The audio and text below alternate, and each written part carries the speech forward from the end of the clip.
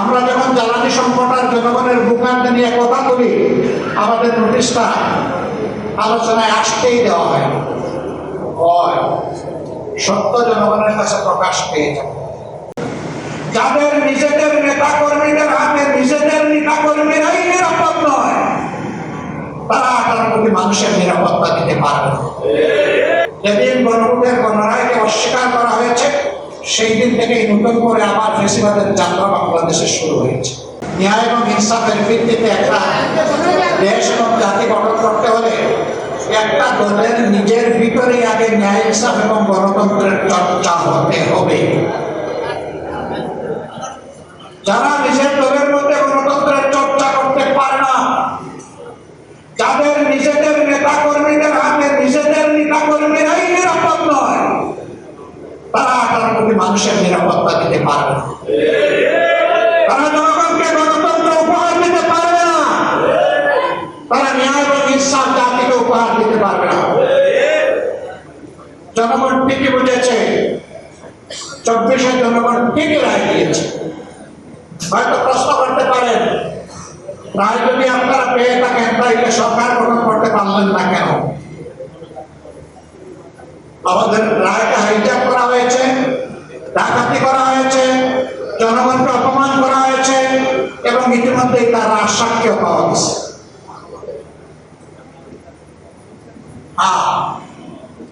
বারবার আসে দান পেয়ে চলে যেতে, কিন্তু কপাল যখন বন্ধ তখন কিন্তু জালে বেঁধে যায়। তুমি একবার জনগণের ধান পেয়েছো, আবার খাওয়ার চিন্তা করো না। এবার আসলে ঠিকই তোমার লেজ, ঠিকই তোমার পা, ঠিকই তোমার ডানা অবশ করে দেওয়া। বলবেন যে আপনাদেরকে জনগণ ভোট দিয়েছে, তার প্রমাণ কি? 70% জনগণ হার পক্ষে ভোট দিয়েছে, এটাই তার প্রমাণ। আমরা হার পক্ষে ছিলাম, আমরা হার পক্ষে আছি। আমরা জনগণের সুপ্রিম উইলে আমরা সম্মান দেখিয়েছি, আমরা দেখিয়ে যাব।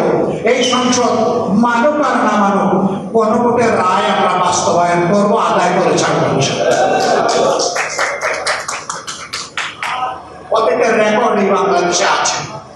স্টাইল হোক রুচিশীল, পরিচয় হোক রাজকীয়, e commerce platform palace of classy, যেখানে ফ্যাশন মেলে আত্মবিশ্বাসে। শীতের হুডি হোক বা গরমের আরাম, আমরা আছি আপনার পাশে। 100% অরিজিনাল প্রোডাক্ট, দেশের যে কোনো প্রান্তে ফ্রি হোম ডেলিভারি। অর্ডার করতে ইনবক্স করুন এখনই।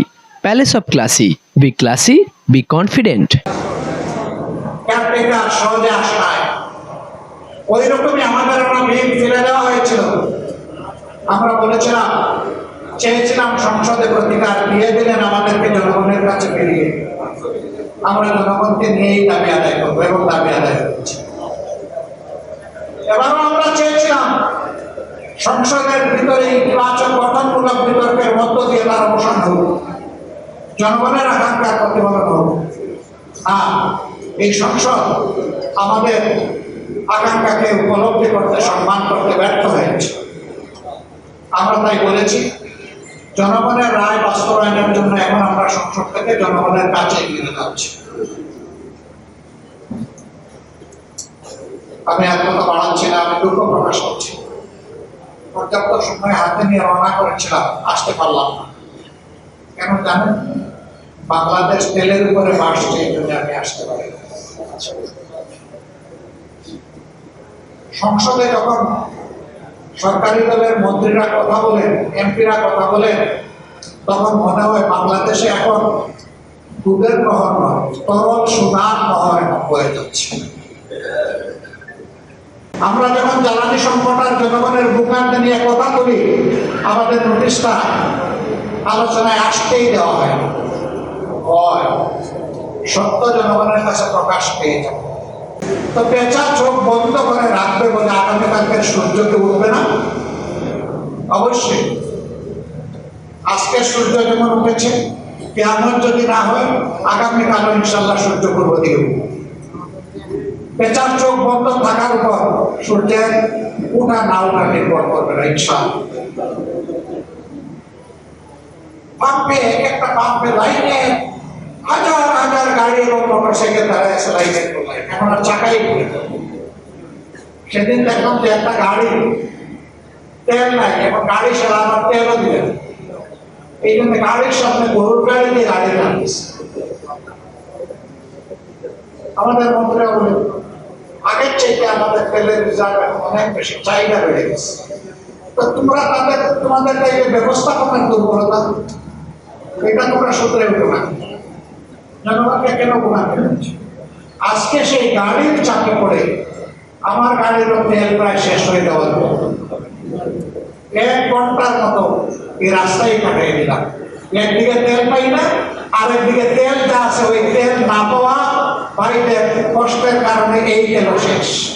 আমরা কোনো অন্যায়ের কাছে মাথাও নত করবো না এবং অন্যায়ের ব্যাপারে ছাড়ও দেবো না। আমাদের পলিসি স্পষ্ট, ন্যায় কাজে সহযোগিতা সমর্থন, অন্যায়ের বিরুদ্ধে প্রতিবাদ এবং প্রতিরোধ। সেই ন্যায় আমরা তুলে রাখবো ইনশাআল্লাহ। আল্লাহ বাংলাদেশকে নৈব ফেসিবাদের হাত থেকে মুক্ত করার ব্যবস্থা করবে। এই লড়াইয়ে সবাইকে আপন জনতাকে আমি শরীক হওয়ার জন্য আহ্বান জানাচ্ছি, কারণ লড়াইটা জনগণের জন্য, আমাদের জন্য। ইনশাআল্লাহ ন্যায় এবং সত্যের এই লড়াই আমাদের বিজয় হবে, জনগণের বিজয় হবে, ফেসিবাদীরা হেরে যাবে ইনশাআল্লাহ। আমি বলেছি যেদিন গণভোটের গণরায়কে অস্বীকার করা হয়েছে সেই দিন থেকেই নতুন করে আবার ফেসিবাদের যাত্রা বাংলাদেশে শুরু হয়েছে। আমরা এই যাত্রা প্রথম যাত্রা আমরা থামিয়ে দেবো ইনশাআল্লাহ, আমরা আগাতে দেব। আরেকটা বিষয় বলেই শেষ করছি, জ্বালানি সংকট মোকাবেলা করার জন্য আমাদের ফেরেশতা শিশুদের উপরে প্রথমে হাত করেছে, তাদের স্কুল বন্ধ করে দিয়ে করে পাঠিয়ে দেওয়া হচ্ছে। করোনার সময় দারুণ ব্যাহত হয়েছে, অনেক শিশু সন্তান ড্রপ আউট হয়ে গেছে, লেখাপড়া শুধু ছাড়ে নাই, সে বিপদে চলে গেছে, কিশোর গ্যাংয়ের অংশ হয়ে গেছে। এখন আবার যদি একই পথে এই সরকার হাঁটে, তাহলে এই জাতিকে অন্তত এবং মূর্খতার চাদরে ডেকে দেওয়ার সিদ্ধান্ত নেবে এই সরকার। আমরা এটা রুখে দেব, এইটাও আমরা মানব না। আমাদের সন্তানদের মেধা হত্যা করার সুযোগ আমরা কাউকে দেব না। আমাদের বার্তা স্পষ্ট, সব ব্যবস্থাপনা নেওয়ার পরে সর্বশেষ হবে শিক্ষা, এর আগে নয়। শিক্ষা দিয়ে নয়, লোড ম্যানেজমেন্ট বলে আর ডিমান্ড ম্যানেজমেন্ট বলে আমার শিশু সন্তানদেরকে দিয়ে নয়, শিক্ষা দিয়ে নয়। এটা সবার শেষ। এটা 18 কোটি মানুষের জন্য, আমাদের ভবিষ্যৎ বাংলাদেশের জন্য, ভবিষ্যৎ প্রজন্মের জন্য, মাথা উঁচু করে দাঁড়ানো একটা শিক্ষিত জাতির জন্য আমরা এখানে কোনো কম্প্রোমাইজ করবো না।